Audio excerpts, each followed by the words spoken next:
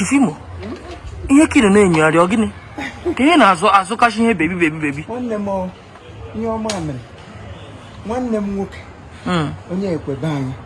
My junior brother. Now Mr. Davison Chinemerem Ajonoma. Nwa Chalapon Ajonoma. Na nwa ya wuzi papa ya gogo. Ụmụnna nwezu akọ. High chief ụmụnna nwezu akọ. Ajonoma. Ndị ahụ niile wu ndị ekwe nwere mmadụ emege ha birthday nwa ha na Thailand.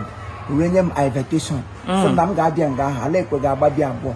Mmiwe onye isi ndị ekwe na mme ka wewu nwa afọ ekwe na-eme ka ekwere mma na m ga-abịa ngwa bịa eme ha represent.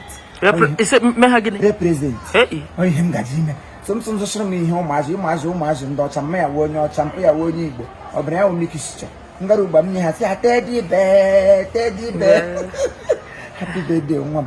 Last year kwa nwanne nwoke ndo nwoke nwunye nwoke mbọ high chief ụmụnna nweza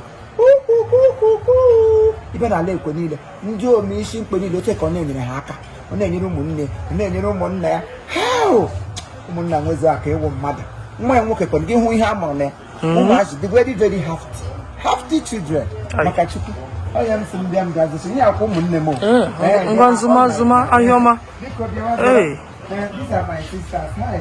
Ụmụnna nwezu aka ndị ugba m sị ha gịnị happy birthday Davison Chinemerem happy birthday long life and prosperity Chifimo love you ala ekwe ga-agọzi gị ebe ị pụtara sị nna gị ga-adị gị na onwe gị ga-adị onye nụkwa onye si m rie ya rie onye si na erikwela na ya mekwela gịnị ya erikwela ga-ama ya mma